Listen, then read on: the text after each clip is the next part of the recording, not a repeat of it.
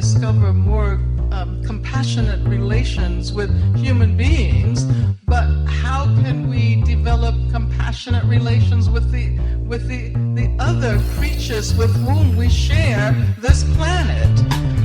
And that would mean challenging the whole capitalist industrial form of food production. Bonjour et bienvenue dans l'Afroécologiste, le podcast qui parle d'écologie et de véganisme d'un point de vue décolonial et afrocentrique. Aujourd'hui, pour poursuivre notre conversation sur les véganes noirs, j'ai le plaisir d'accueillir Kaïma. Bonjour Kaïma. Bonjour. Pour commencer, je voudrais te demander comment est-ce que tu te décrirais et qu'est-ce que tu fais dans la vie ? Alors, comment je vais me décrire ? Je suis tout d'abord une maman, artiste, végétalienne. Je suis créatrice de bijoux en argent depuis un certain nombre d'années et actuellement, j'ai un travail alimentaire en tant qu'agent service clientèle.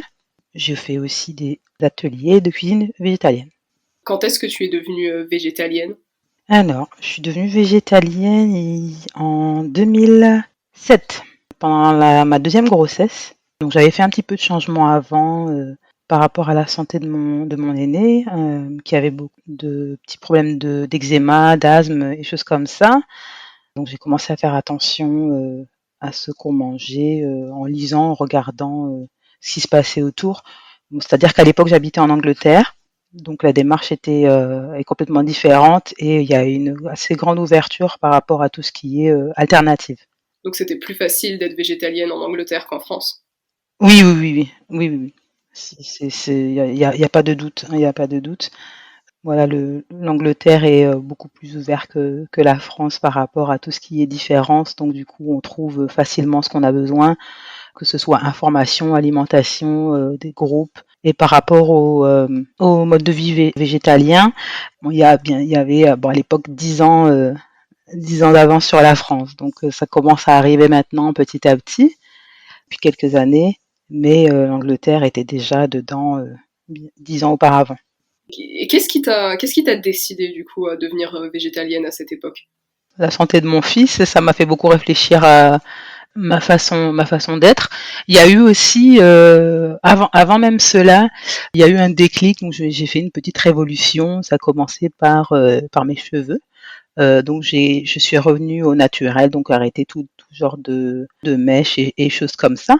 Je suis revenue à mon cheveu naturel et de là, donc j'ai commencé à avoir cette démarche à m'occuper de moi et de ma santé, puisque bon le cheveu, à force de le dénaturer avec des défrisages et choses comme ça atteint la santé. C'était pas automatique, c'est vraiment petit à petit en m'ouvrant en général à certaines choses que j'ai commencé à réfléchir vraiment à ce que je faisais, pourquoi je le faisais. Donc ça a commencé par le cheveu. Après le cheveu, donc j'ai commencé à m'occuper de l'intérieur de moi-même. Après, suite au problème de santé de mon fils, j'ai encore plus creusé et trouvé que l'alimentation en fait était vraiment très très importante. Et c'est vrai qu'en général, en fait, on se pose pas trop la question, on mange, et j'avais jamais fait la corrélation entre ce qu'on mange et l'aspect santé, en fait, du tout. Donc lui, par rapport à ses soucis, on a arrêté tout ce qui est produits laitiers, le lait, le fromage. Donc son eczéma a stoppé comme ça à partir de ses 4 ans. Il aura bientôt 21 ans. Il n'a plus jamais fait de crise d'eczéma. Son asthme a fortement réduit. Ça n'a rien à voir avec ce que c'était avant, parce qu'il était régulièrement hospitalisé et mis sous tout genre de médicaments pour soigner ses crises. Donc c'était quand même assez impressionnant, en fait, simplement en éliminant le produit laitier, les résultats que ça donnait. Donc suite à ça, j'ai encore continué de creuser, j'ai fait mon petit cheminement, j'ai lu beaucoup. Il faut savoir qu'à Londres, il y a dans la communauté afro, il y a beaucoup d'événementiels où on parle de tout, en fait, que ce soit de l'aspect santé, on peut parler de musique, de tout ce qui touche le milieu afro, en fait. Donc j'ai assisté à pas mal de conférences, acheté des ouvrages de plusieurs, pas forcément afro, mais personnes par rapport à la santé, la nutrition et veganhood, comme j'aime l'appeler.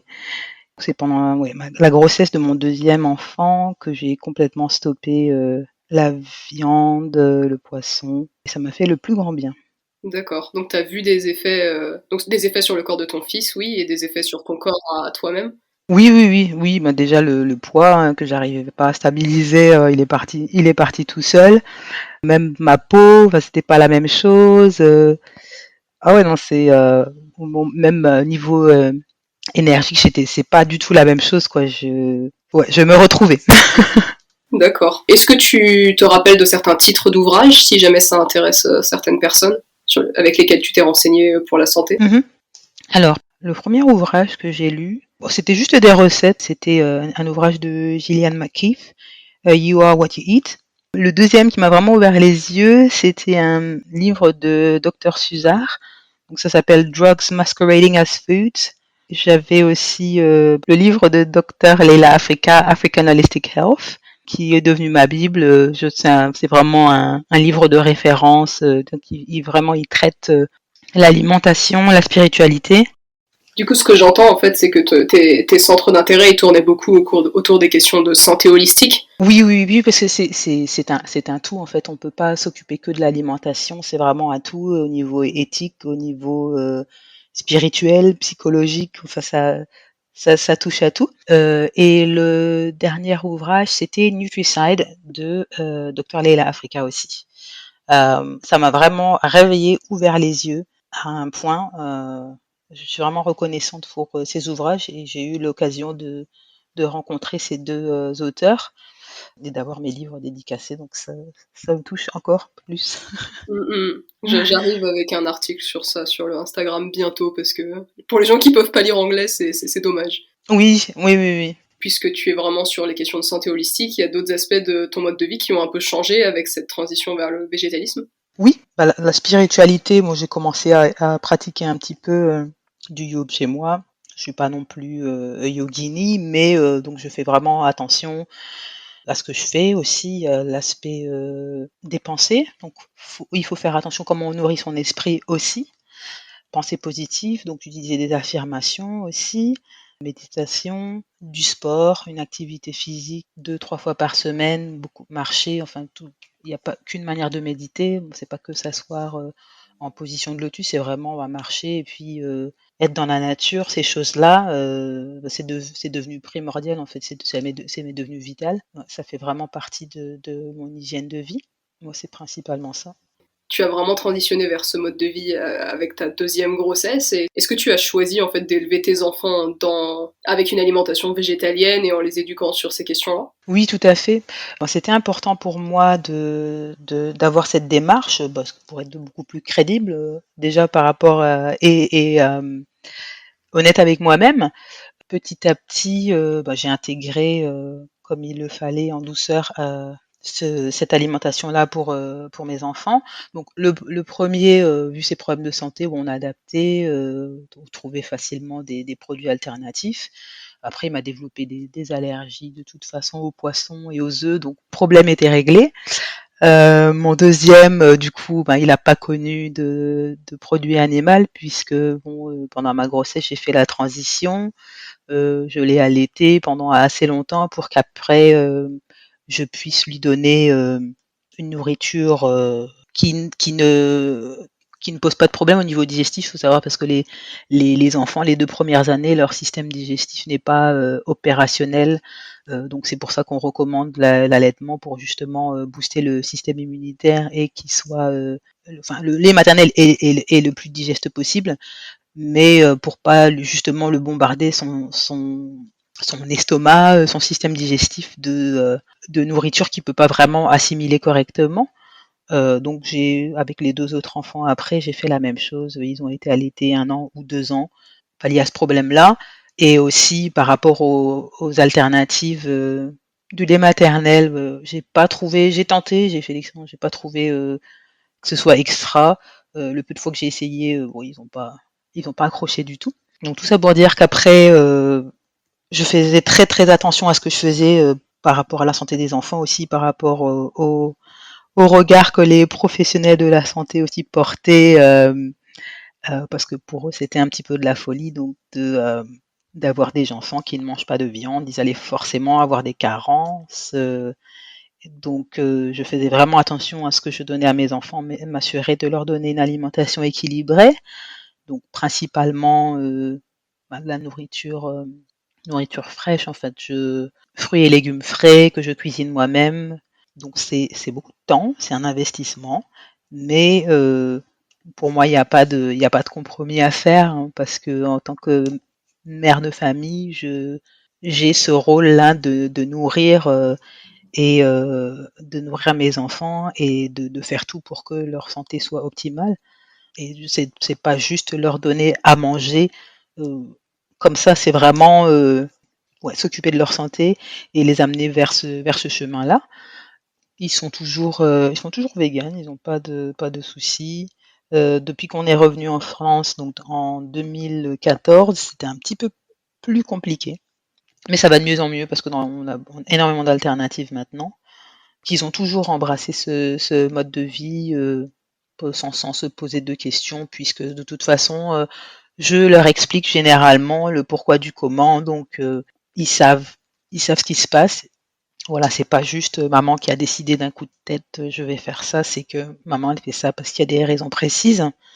Je leur ai dit si après plus grand ils décident de, de manger autrement, ça ce sera leur choix, mais pendant qu'on est sous mon toit, moi je fonctionne comme ça par rapport à mes convictions et voilà, je reste pas fermée, mais je pense qu'ils garderont ça de toute façon. Bon, ma dernière a 9 ans, pour elle, il n'y a pas d'autre option et ça lui va très bien. Elle est très grande, ils sont tous en très bonne santé, il n'y a pas de problème de carence ou quoi que ce soit. Enfin, le médecin, il va les voir quoi une fois dans l'année pour faire un certificat, mais autrement, il y a aucun souci. Donc c'est possible, c'est vraiment possible. On va essayer de nous mettre des bâtons dans les roues, mais c'est possible. Le seul problème maintenant que j'ai par rapport à ça, c'est quand ma dernière, elle doit aller à la cantine. Du coup, c'est un petit peu compliqué pour elle parce que même de toute façon, ce qui est simili viande et fromage, elle ne mange pas, hein. Pour elle, il y a pas moyen. À l'école, il n'y a pas vraiment d'option végétarienne. Ne pensons pas aux végétaliens. Donc, je lui ai dit, écoute, ma petite, tu manges ce que tu peux. On gérera ton petit déjeuner et ton repas du soir et tu fais comme tu peux parce que c'est vraiment pas parce que ce genre de concept-là n'est pas accueilli pour eux, c'est une fantaisie. Pendant que j'habitais à Londres, pour les petits, c'était différent. Il y a une ouverture d'esprit par rapport à l'alimentation, bah, ne serait-ce que la partie religieuse, en fait, que vous soyez halal, kasher, vegan, tout est accueilli. Donc on nous demande de ramener ramener les petits plats des enfants, ou alors il y avait un chef dans la crèche qui préparait les repas séparément. On s'occupe des problèmes d'allergie et choses comme ça. Enfin, il n'y a aucun problème. Tout est ok. Tout est ok là-bas. Donc j'espère que ça va arriver en France un jour ou l'autre. Oui, parce que du coup, alors toi, tu es devenue végétalienne en 2007, donc ça fait un moment en fait, donc t'as vraiment vu l'évolution du milieu vegan en France et, et en Angleterre. Mais au final, parce que là tu disais ton fils il a 21 ans, donc il est adulte, il pourrait changer et il a complètement adopté la démarche. C'est assez intéressant parce que, enfin, il y a eu quelques podcasts que j'ai fait avec des personnes qui sont nées véganes et ils se posent vraiment pas autant de questions que nous, les gens qui ne sommes pas nés véganes. Oui, parce que bon, ils y retrouvent leur compte. Enfin, je veux dire, les enfants en cuisine. En fait, le problème, c'est que dans la société, on voit le mode de vie végétalien comme une contrainte. Alors, on peut pas, c'est des restrictions. Non, c'est pas une restriction, c'est qu'il y a des alternatives et il y a des choses qu'on n'est vraiment pas obligé de manger. Enfin, je veux dire, quand on parle de Mars, enfin, pour nommer qu'un Mars ou je ne sais pas quel autre bonbons ou barres chocolatées, ce sont pas des besoins humains, ce sont des nourritures très très récentes qui ne sont même pas des nourritures parce elles nourrissent en rien. En fait, c'est que du sucre. De là, voilà, c'est pas tout dépend comment on choisit de faire face et de regarder en fait la chose. Donc j'explique beaucoup à mes enfants ce que je fais, pourquoi je le fais, et je pense que ça les aide aussi à eux aussi se créer leur propre opinion, parce que je fais pas une dictature chez moi, je suis vraiment le plus ouverte possible à répondre à leurs questions. Et comme tu disais, certaines personnes sont très très logiques et les enfants sont encore plus logiques que les adultes. Hein. Donc à la maison, donc on cuisine, ils ont pas de manque. On peut faire des bonbons véganes. Bon, il y en a même des fois en supermarché. Bon, encore une fois, c'est pas un besoin, mais le but c'est pas de brimer puis de pouvoir se faire plaisir de temps en temps. On cuisine, on fait des gâteaux, des crêpes, enfin tout ce qui existe dans le monde non vegan peut être fait. Il y a toujours une alternative. Donc du coup, par rapport au une anecdote, je sais plus où est-ce qu'on était, on voulait prendre une boisson à l'extérieur et mon fils s'est demandé oui un chocolat chaud et je lui dis non mais t'as précisé que c'était du lait d'amande que tu voulais. Ah non, bah pour lui c'est logique que ce soit du lait d'amande. Le lait c'est pas de la vache quoi. Donc toujours faire attention qu'on est à l'extérieur, qu'il y ait bien une demande pour pas avoir de surprise. Euh, il le vivrait très mal, je pense. Hein.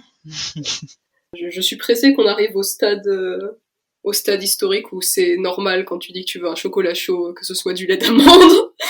Je suis pressée qu'on en arrive là. Et du coup, la transmission, ça a l'air d'être important pour toi. Et tu as mentionné tout à l'heure que tu fais des ateliers pour enfants. En quoi ça consiste et qu'est-ce que tu essayes de transmettre à ces enfants, du coup, qui ne sont pas les tiens? Alors, dans tout ce que je fais, j'essaie de transmettre un maximum parce que je pars du principe que quelle que soit la problématique ou le sujet que je vais rencontrer, il y aura forcément quelqu'un d'autre qui va aussi passer par là. Et dans mes débuts, ben, n'ayant pas forcément eu toutes les ressources que j'aurais souhaité avoir, eh bien, à mon tour, j'essaie de transmettre pour pouvoir peut-être faciliter, inspirer ou oui, de donner des idées à quelqu'un ou l'aider dans son cheminement, enfin bon, quelle que soit la chose qu'il souhaite faire. Donc j'ai eu l'occasion de faire oui, des ateliers de cuisine végétalienne pour enfants. J'en ai fait quelques-uns pour adultes. C'était à Londres, j'en ai fait 3-4 donc avant de quitter Londres en 2012. J'avais fait un événement Love Thyself Retreat. Donc c'est pour les femmes, donc on parle de santé holistique, donc un cercle de femmes, voilà, de santé holistique. On fait des ateliers culinaires. Il y a un petit passage avec du yoga ou une thérapie alternative. En fait, le but c'était d'avoir des outils en fait pour sa vie de tous les jours, pour l'améliorer, pour le mieux-être. Après, quand j'étais en Guadeloupe, donc j'ai voyagé pas mal. Donc 2012, entre 2012 et 2014, donc j'ai fait un atelier pour les enfants. Donc c'est des ateliers bilingues. Donc étant bilingue, j'ai trouvé ça intéressant de donner une autre approche, un autre regard de l'anglais aux enfants, une approche non scolaire en fait, ludique. Comme on faisait, comme c'était des enfants entre 7 ans, pardon, 7 ans et 11 ans. Donc le niveau d'anglais, il est basique. On n'est vraiment pas dans le scolaire, on est dans l'amusement, donc on s'amuse en apprenant l'anglais, en mangeant. Donc ces ateliers, commencer par faire des petits smoothies, jus, tout ça en anglais, donc on commence par se présenter. Enfin, j'essaie de parler un maximum en anglais, traduisant s'il y a des petites difficultés à comprendre. Chaque enfant, donc justement, se présente, donne son âge. Après, on a fait des brochettes de fruits. Donc, en faisant des brochettes de fruits, donc on parle du fruit en lui-même, on le coupe, donc on apprend 2-3 verbes en anglais, on parle de la couleur, on parle de la texture. Finalement, on a un petit cours d'anglais quand même avec des petites notions, tout en apprenant à cuisiner végétalien. Et c'est vrai que le concept a vraiment beaucoup intéressé.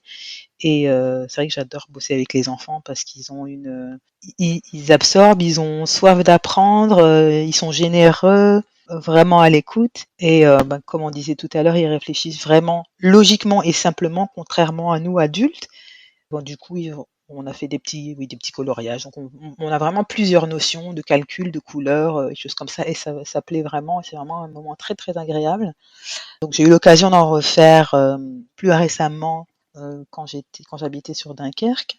Pareil, enfin le retour il est formidable, donc je souhaiterais vraiment continuer à en faire. Donc c'est vraiment important pour moi de transmettre tout ce que je peux transmettre et qui peut aider aussi par rapport à l'anglais. En fait, tous les enfants qui n'aiment pas forcément l'anglais, mais le fait d'avoir eu cette approche leur donne peut-être envie maintenant de d'apprendre un petit peu plus parce que c'est pas, il y a vraiment pas de jugement. On est dans le jeu, on est dans le passe-temps. Donc ça peut vraiment les aider dans leur apprentissage. En tout cas, moi je sais à leurs âges, ça m'aurait plu. J'aurais adoré que mes parents m'inscrivent à des ateliers comme ça a l'air trop bien. Et les ateliers que tu organises pour femmes adultes, du coup, comment est-ce que ton approche de ça diffère de ces ateliers que tu organises pour les enfants? Donc ils sont pas bilingues déjà. Et donc là, on va un peu plus en profondeur. Donc on parle par exemple, la valeur nutritionnelle des aliments utilisés, la combinaison des aliments aussi, parce qu'il faut savoir que certains aliments marchent mieux ensemble que d'autres. Il y a, pour une digestion optimale, d'autres sont surtout à ne pas faire. Bon, dans la société, on n'en parle clairement pas. Hein, voilà, c'est du nono, on n'en parle clairement pas. Par contre, voilà, on discute, on échange sur ces choses-là. Après, ce ne sont pas des obligations, ce sont des recommandations. Donc, le but, c'est vraiment d'arriver à avoir des recettes de tous les jours, faciles à faire, rapides, pas trop compliquées, parce qu'en fait, encore une fois, l'alimentation végétalienne, elle n'a pas besoin d'être compliquée.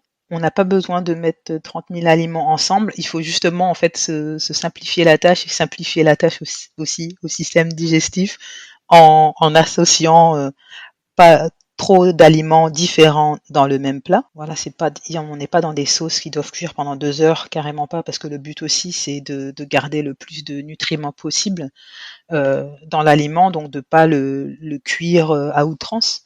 Donc toutes ces choses-là, on en parle, on essaye, on goûte. Chacun aussi peut amener son expérience. C'est vraiment un partage, contrairement aux ateliers des enfants qui sont vraiment très structurés. Mais là, bon, évidemment, j'ai une trame, mais donc là, c'est vraiment se centrer sur des plats de tous les jours, végétaliens, nutritifs, et oui, voilà. Donc on parle un petit peu de science quand même. Et tu as mentionné tout à l'heure que tu as fait un passage en Guadeloupe, donc tu as vécu dans la Caraïbe également, donc ça fait beaucoup de voyages ici.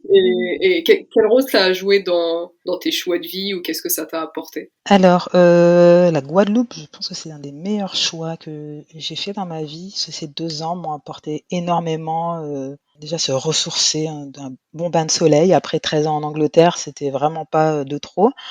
En fait, on voit qu'en Europe, on a énormément de choses, on accumule pour rien. J'ai vécu très simplement là-bas. On mange des fruits qu'on a été chercher sur l'arbre. En fait, c'est vraiment le paradis vegan. Hein. Franchement, non, c'était vraiment super. Donc du coup, les enfants aussi, parce qu'on se rend compte qu'en Europe, on voit rien pousser. Donc les enfants, ils mangent des bananes, ils mangent de l'ananas, ils savent absolument pas d'où ça vient, de comment ça pousse.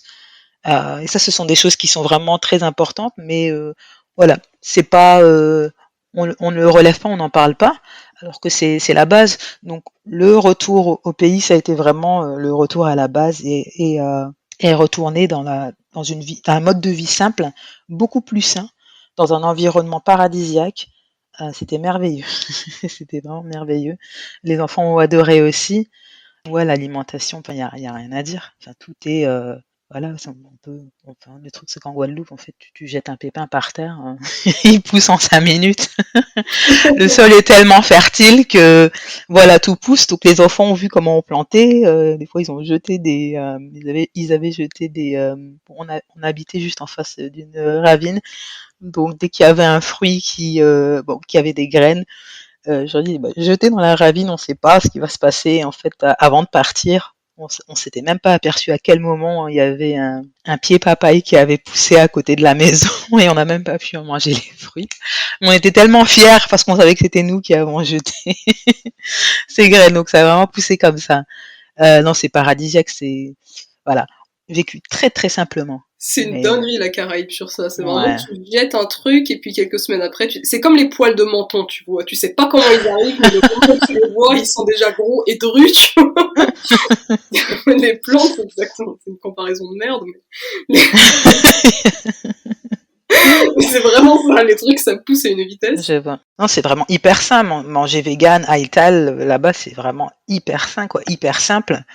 Voilà, ton lait de coco, bah, tu attrapes un coco par terre ou je sais pas où tu l'as eu. Moi, devant mon jardin, il y avait deux cocotiers. Bah tiens, je vais faire du lait de coco. Je ramasse le coco sec. Point barre.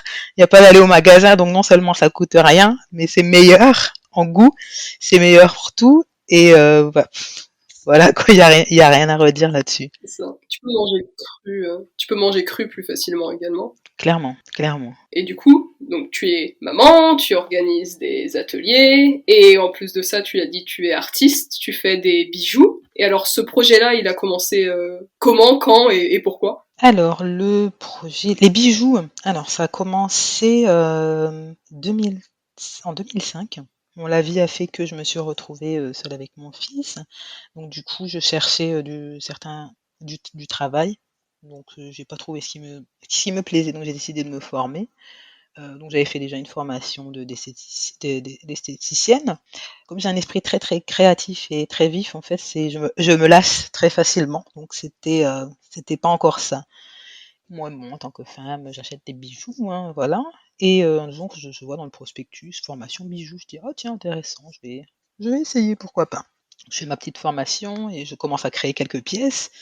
Et très très vite, bon, j'arrive à faire des belles pièces. En fait, très vite, j'étais très étonnée parce que je pensais pas que, bon, je suis très manuelle, mais je pensais pas en fait à atteindre ce niveau assez vite, aussi vite en tout cas. Et donc on me demandait: «Oui, tu as acheté où?» Bon, c'est moi qui ai fait, donc j'ai commencé, on me demandait de plus en plus et de là je me suis dit: «Bon, il y a peut-être quelque chose à faire clairement». Du coup, bon, j'ai voulu faire des bijoux qui me ressemblaient, donc avec des symboles de l'Afrique, enfin beaucoup de féminité, de la spiritualité. Oui, ça a dépassé mes attentes, clairement. Je ne pensais pas en être encore là aujourd'hui, donc c'est super. Et donc ça me plaît vraiment. Et encore, pour moi, c'est une transmission en fait. C'est que donc dans le bijou que je crée de mes mains, je transmets mon énergie inévitablement, tout l'amour que j'ai à donner. Pourquoi est-ce que c'est important pour toi de transmettre cette esthétique très, très africaine, en fait, que je vois à travers tes bijoux? Bah, c'est très important parce qu'en fait, on ne le voit pas, ou très peu. Bon, à l'époque où j'ai commencé, de toute façon, 2006, bon, c'est pas que ça n'existe pas, j'ai pas inventé la poudre, mais c'était très timide. Et la communauté a besoin d'être représentée. Et donc, je me suis un peu donné pour mission de le faire parce que, en fait, le bijou, c'est un accessoire, mais c'est aussi une identité. Ouais, c'est une partie de soi. Et du coup, c'était important pour moi de créer un bijou dans lequel la femme noire, pour se reconnaître, bon, la femme noire d'abord, mais la femme en général puisse se reconnaître parce que bon, voilà, c'est pas, il n'y a pas que la femme noire. Bon, les bijoux sont très très féminins. Euh, je voulais aussi faire un travail de qualité, utiliser un médium durable, de qualité, original, avec certains standards quand même. Et c'est vraiment la volonté de mettre en valeur la femme en fait.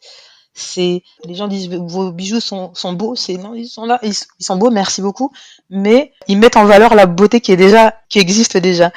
Quand je vois en fait mes clientes porter leurs bijoux fièrement, bah, moi, au-delà évidemment, l'argent il faut manger. Au-delà de ça, moi ça me rend très très fière que voilà, il y a ce travail-là, ben j'ai réussi quelque chose parce que elles se sentent fières. Après, on se fait remarquer aussi parce que c'est pas les bijoux les plus discrets, mais le but c'était pas de faire un truc extravagant, mais d'avoir quelque chose d'original. Et bah, mes clientes, elles savent très bien que ouais, elles vont être remarquées, c'est sûr. Et que oui, il y a vraiment un message de par les symboles aussi qui sont utilisés dans diverses pièces.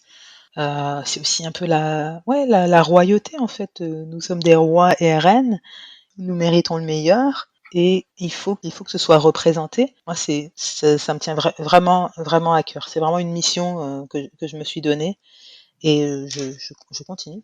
Je continue. Oui, oui, bah je pense que ça transparaît beaucoup dans ton esthétique. C'est vrai, c'est beau, ça met beaucoup en valeur les peaux noires. Même s'il n'y a pas que ça, je trouve que l'argent, ça claque quoi sur les peaux noires, c'est vraiment beau.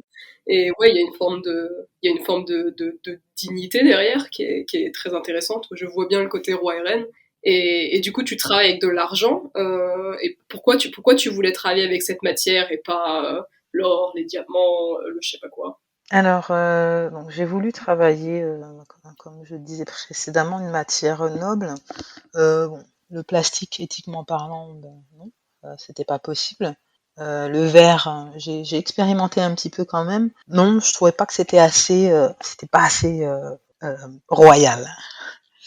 Et donc il y a d'autres métaux, mais j'ai trouvé que l'argent avait une spécificité, avait une force en fait que les autres métaux n'avaient pas. C'est une matière noble, mais elle reste quand même abordable aussi. C'était important. J'aurais pu travailler l'argent pour l'or, pardon. C'est pas un métal qui me plaît. C'est joli, mais en fait, si je me vois transformer toutes mes pièces d'argent en or, ça ferait vite bling bling. Alors que là, bon, on a quand même un travail qui reste fin, chic, voilà. L'or enlève de ça. Après, il y a le côté éthique avec l'extraction de l'or, comment c'est éthiquement parlant, humainement parlant, non, c'est pas possible pour moi. Je l'ai travaillé très très peu, hein, mais c'est vrai, j'ai pas d'affinité pour ça, donc je laisse ça pour les autres. Donc pour moi, c'était vraiment l'argent qu'il fallait travailler. C'est durable. Celles qui ont pu obtenir des pièces Eloquence depuis 2006 ont toujours leur bijou aujourd'hui, il n'a pas bougé. Et ce qui est pas le cas de forcément d'autres matières. Donc voilà, il fallait que ce soit quelque chose de durable, voilà, c'est pas des bijoux qui se cassent comme ça. Enfin, il fallait que ce soit durable dans le temps. Donc voilà, objectif atteint. Et ouais, bon, quand je vois ces bijoux, je dis ok, voilà, je suis contente. Je sais que ça va mettre en valeur cette personne.